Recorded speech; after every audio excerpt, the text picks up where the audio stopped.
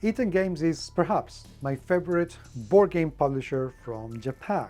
And last year they gave me Tokyo Highway Rainbow City, an agility game that goes beyond, for me, being just a board game. But let me tell you what I'm talking about. So play we all.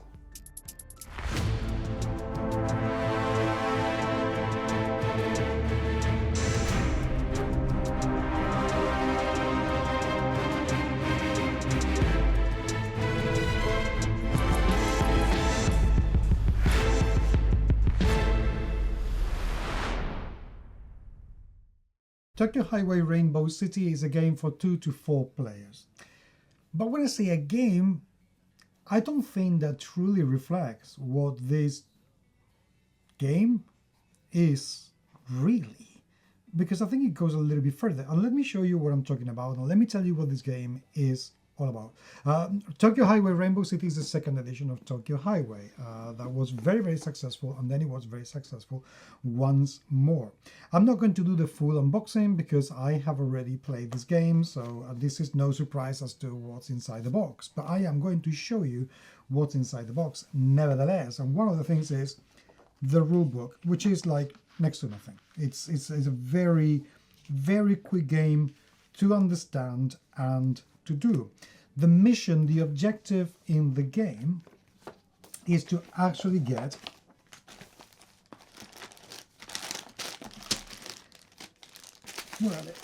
these planks, and we're going to use them to put them on these cylinders and these other cylinders, the yellow and the gray ones, to create literally a highway. And in those highways, on those planks, we are going to place these super cute little rubber cars and trucks and vans. We're going to accomplish a number of missions, like having the longest road, like having the longest queue of cars. You know, every 3 cars that we have is going to give us a number of points, and so on and so forth. That's it. It is that simple. In the game we get a number of buildings, which are these cylinder and this cone, and then we get a rainbow because it's called Rainbow City for a reason. We get an airport and a stadium and another building and some platforms where the buildings are going to go. We're going to place all those things scattered around the table. We're going to start around all these buildings, and little by little we're going to be creating our highway. What is so cool about this game? Firstly, that it is a very nice dexterity game. You are going to have to put your planks above or underneath your competitors so you can put your cars on them. And then you're going to have to put the cars on them. And if it is very long, it is very high, it's going to be very delicate. Very, very delicate. And you could knock off the highway system. And then you have to pay the price. There is a penalty for doing that. There are some rules as to how many of these you can use, because every single road that you place has to be at least one higher or one lower than the previous one. We don't want flat roads, we want something interesting and fun. And with this yellow, you're going to break the rules and you're going to be able to make them flat or a lot higher or a lot lower.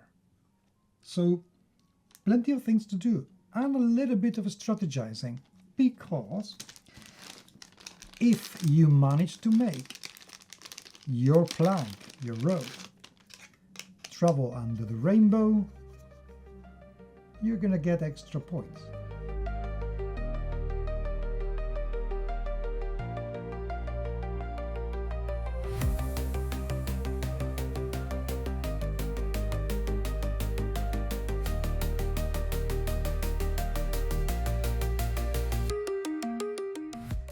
if you manage your road to fall on the airport, you're going to get extra points, exactly the same as if you manage to get it on top of the beautiful stadium. But also, if you get them to your road to surround the whole building, you get extra points. So there are plenty of things that you can plan on doing. And as you play the game, you will see how it gets sprawling and sprawling and sprawling.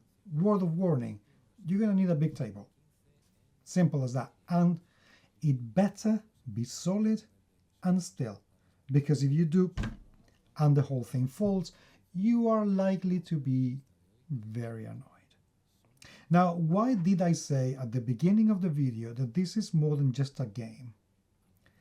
I think one of the most interesting aspects of Tokyo Highway Rainbow City for me is that it goes beyond the gaming rules themselves and it ends up becoming a toy. It's like playing with Lego but creating your highway. And it is so satisfying. The game always begins as something really light-hearted, you're not taking very seriously because it's easy, until you really have to think twice, where is this plank gonna go? How you're going to be able to put it between this plank in there and the other plank over there to make sure that it can be longer and it can continue or it can go toward the building where you want to go. I have not played this game once with anyone who didn't become really focused and concentrated in the game's objectives. And I have never played with anyone who didn't look at the game once finished and thought, damn, that looks beautiful. The design itself of the game, being so minimalistic, is absolutely perfect. Really perfect. They've managed to distill the very essence of everything that's about the game. The buildings are just basic shapes, and yet you cannot help but thinking that they are buildings once they've been surrounded by the roads. These are just grey planks, and yet somehow they manage to feel like they are highways. It's beautiful. The game has one aspect that lets it down a tiny little bit though. All these plastic planks are exactly the same color, identical, which means that when you have an awful lot of them going around the table here and there, crisscrossing, it's very difficult for you to discern which one is yours and which one is your opponent's. So you have to be retracing your steps or tracing your steps every time to make sure that you are placing the road where you should.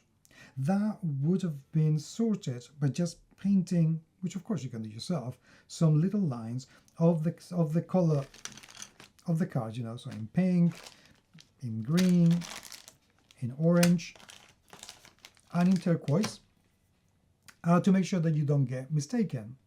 That would have been an improvement.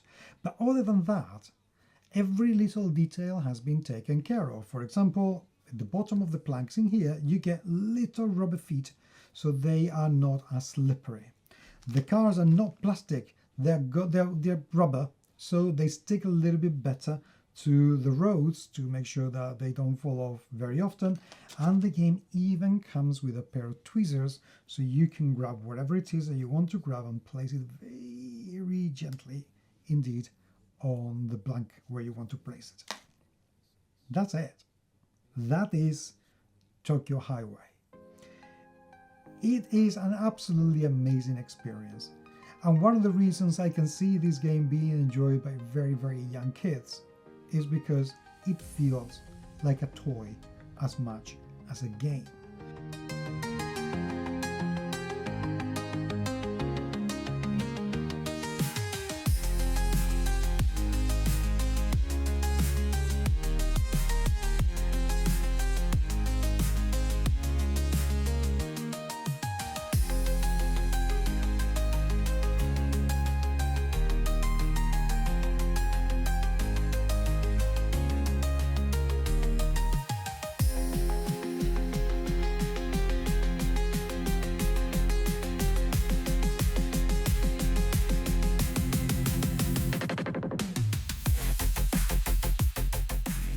so you have your rules.